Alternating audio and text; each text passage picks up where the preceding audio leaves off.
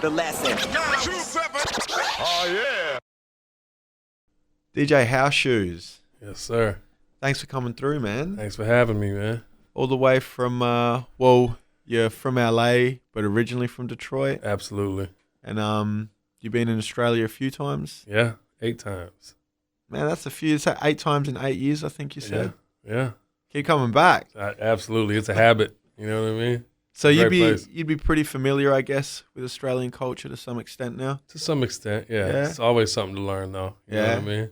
What is it that you like, I guess, about Australia? Not being in America. You know what I mean? Yeah. Yeah, man. America's a low bar. You know, it's kind of a real low vibration. And you talk to people in America that are proud to be an American, you know what I mean? And they're like, America might be a bad place, but we're still the best place in the world. And I'd be like, where you been? I've been to 40 countries, homie. You know what I mean? It's not the best place in the world. I'm sorry to let you know, but you should by all means get a passport and go check some of this out. You know what I mean? Yeah, word. So, I mean, you, as we said, you're originally from Detroit. Yes, sir. You know, you've been doing your thing for quite a while now. I kind of want to cover, you know, as much as we can front to back. Word. So if you take us back not only to when you first, I guess, got into production and whatnot, but even your early days as a fan. Right. Like coming up in Detroit. Yeah. You know, around what era and what are the sort of things that you were listening to and picking up? I got into hip-hop when I was in 5th grade. Houdini, Run DMC, Fat Boys, Ice-T. Just loved it. You know what I mean? Go to the record store every week, get something new. My parents divorced when I was young, so I go to my father's house on the weekend, and the record store was definitely a routine. And I was very young, familiar with the release schedules and all that. You used to go up in the store, to be a calendar on the wall with all the upcoming joints, you know?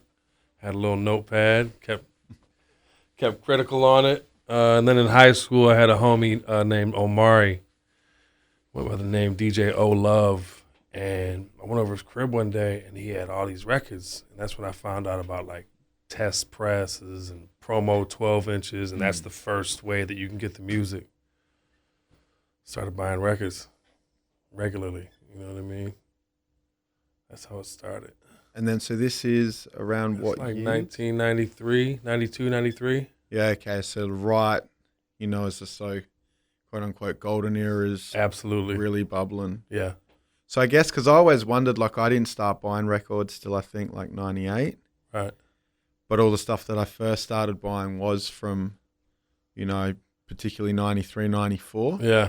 It took me so long to try to catch whatever was left. Right. I always wondered, like, what it would have been like to be in the States. Yeah. As those releases are coming out. I mean, there would have just been shit dropping every single weekend that was... Oh, absolutely, man. I mean, I got kicked out of college pretty quickly, and took the bulk of the funds that were left and spent it all on records in like 4 months. There was a couple big drops, you know, digging and going to the record shops. It's all, you know, timing. And I was there a couple times where cats had just dropped off like crates and crates and crates. And I walked out with crates and crates and crates. All that college money was bye-bye, you know what I mean? It's crazy though, because like very soon after that, I got hired at Street Corner Music, which was this record shop in the city, and actually just out in the suburbs a little bit. And like 2 weeks after that, I got hired at St. Andrews Hall in Detroit, which was my residency for like 10 years. So shit just kind of fell into line, you know what I mean? Yeah, wow. Yeah. So who were some of the first like recording artists that you worked with? 31, Last One's Out, Emixo, Bugs from D12, Elzhi, Paradigm. That's a few of them. Now, Elzhi, he's one of the guys from Slum Village. In the grand scheme of things, yeah. But Elzhi's Elzhi. Yeah, I mean, that was always kind of, you know, Slum Village was never like a lyrical group. It was all style. It was just like those voices were like additional instrumentation. over the beats. And then Elzhi came in like rapping his ass off, and it was kind of weird, but they figured it out for a minute. But he's always kind of been himself. Like Elzhi wasn't, in my opinion, like they were lucky for that moment. You know what I'm saying? But personally, in my opinion, my selfish opinion, I think the best shit he ever made was with me, and that was the Out of Focus EP from like 97, 98. I produced like 2/3 of that record. Yeah, right. And then so how did you guys just sort of link up through? That was like the hip hop shop days, hip hop shop era, and he was kind of frustrated because cats were holding back, not really getting beats to him. So he was fucking incredible. I mean, he was like fucking like 16 years old then. You know what I mean? Yeah, wow.